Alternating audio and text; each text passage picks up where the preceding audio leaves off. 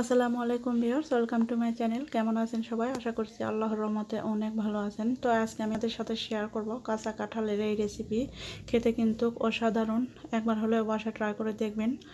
আর আশা করছি আপনাদের কাছে ভালো লাগবে আজকের এই রেসিপিটি। ভালো লাগলে অবশ্যই একটা লাইক দিয়ে দিবেন আর আমার চ্যানেলের পাশেই থাকবেন।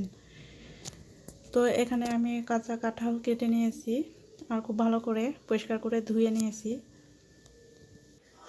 তো এখন এই কাঁঠালের টুকরোগুলো আমি ভাপিয়ে নেব। তার জন্য চুলায় একটা পাতিল বসিয়ে দিয়েছি আর পরিমাণ মতো পানি দিয়েছি। এখন এখানে দিয়ে দিচ্ছি হলুদ হাফ চা চামচ আর দিয়ে দিচ্ছি লবণ 1 চা চামচ দিয়ে পানির সঙ্গে মিশিয়ে নিচ্ছি। এখন কাঁচা কাঁঠালের টুকরোগুলো এই পানিতে দিয়ে দিব, দিয়ে আমি 3-4 মিনিট জাল দিয়ে ভাপিয়ে নেব। তো একবার নেড়ে চেড়ে নিচ্ছি। তো এই তো বলক চলে এসেছে, আর বেশিক্ষণ কিন্তু জাল দিতে হবে না। তো এখন আমি পানি থেকে তুলে নেব, পানিটা খুব ভালো করে ঝরিয়ে নেব। এখন চুলায় একটা প্যান বসিয়ে দিয়েছি আর দিয়ে দিচ্ছি 1/3 কাপ তেল। এখানে সয়াবিন তেলটা আমি দিয়ে দিয়েছি। তারপর দিয়ে দিলাম কিউব করে কাটা আলু টুকরো আর দিয়ে দিলাম সামান্য একটু হলুদের গুঁড়া দিয়ে আলুগুলো কিন্তু ভেজে নিচ্ছি তেলের মধ্যে। তো আলুগুলো যখন ভাজা হয়ে গেছে এখন আমি তুলে নিচ্ছি।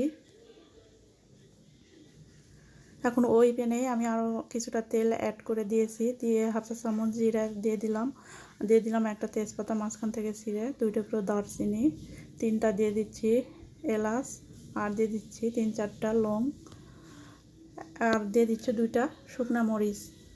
সামান্য একটু নেড়ে চেড়ে নিচ্ছি। তারপরে দিয়ে দিচ্ছি হাফ কাপ পেঁয়াজ কুচি। এখন পেঁয়াজ ভেজে নেব ব্রাউন করে। তো পেঁয়াজ যখন ব্রাউন করে ভাজা হয়ে যাবে তখন এখানে দিয়ে দেবো একটা টমেটো কুচি আর এই টমেটো ফ্রোজেন করা। তো টমেটো কুচি দিলে একটু নেড়ে চেড়ে নিলাম, তারপর মশলাগুলো দিয়ে দিব, তাহলে মশলাগুলো পুড়ে যাবে না, টমেটো থেকে পানি বেরিয়ে আসবে। এখন দিয়ে দিলাম 1 চা চামচ আদা বাটা, 1 চা চামচ রসুন বাটা দিয়ে একটু নেড়ে চেড়ে ভেজে নিচ্ছি, তাহলে আদা রসুনের যে কাঁচা গন্ধ আছে ওটা চলে যাবে। এখন আমি দিয়ে দিলাম 1 চা চামচ হলুদের গুঁড়া আর 1.5 চা চামচ দিয়ে দেব লাল মরিচের গুঁড়া, 1 চা চামচ দিয়ে দিলাম জিরার গুঁড়া আর হাফ চা চামচ দিয়ে দিলাম ধনিয়ার গুঁড়া। পরিমাণ মতো লবণ দিয়ে দিচ্ছি। এখন সব মশলাগুলো একসঙ্গে নেড়ে চেড়ে কষিয়ে নেব। মশলা যখন কষানো হয়ে যাবে তখন সামান্য পানি অ্যাড করে মশলাগুলোকে আবার ওই পানির সঙ্গে কষিয়ে নিতে হবে।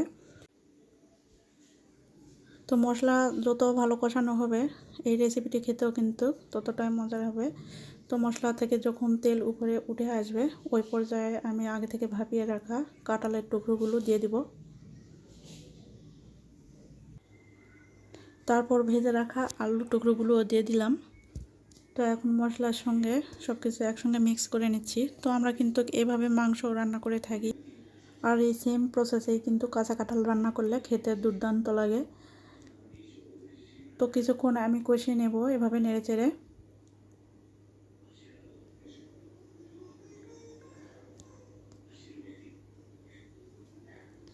তারপরে আমি পানি দিয়ে দিলাম 1 কাপের মতো হবে, দিয়ে একটু নেড়ে চেড়ে নিচ্ছি। আর এই পানিতে কিন্তু আমি এই কাঁঠালের টুকরোগুলো কষিয়ে নেব।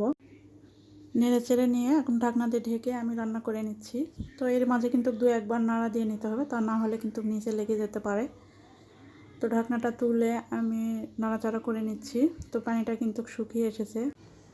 তো আর 2-3 মিনিট এভাবে নেড়ে চেড়ে কষিয়ে নেব এই কাঁঠাল। তো কষিয়ে নেওয়া হয়ে গেছে, এখন পরিমাণ মতো পানি দিয়ে দিলাম। এখন নেড়ে চেড়ে নিচ্ছি।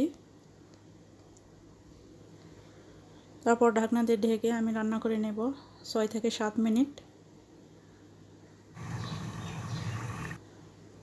তো 6-7 মিনিট পর ঢাকনাটা তুলে একবার নেড়ে চেড়ে নেব।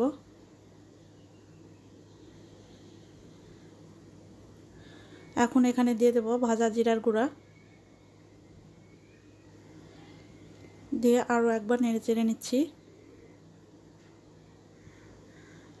আর কিন্তু বেশিক্ষণ রান্না করতে হবে না, এখন ঢাকনা দিয়ে ঢেকে আর 2-3 মিনিট আমি রান্না করে নেব, তারপরে কিন্তু আমার রান্নাটা কমপ্লিট হয়ে যাবে।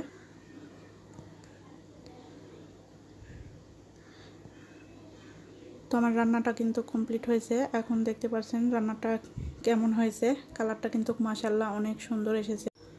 এই কাঁঠাল রেসিপি কিন্তু দেখতে লোভনীয় হয়েছে, আর দেখতে কিন্তু একদম মাংসের তরকারির মতোই লাগছে কালারটা। তো আপনাদের কাছে কেমন লেগেছে অবশ্যই ওই কমেন্টসে জানাবেন। তো পরিবেশন করে এখন দেখিয়ে দিচ্ছি।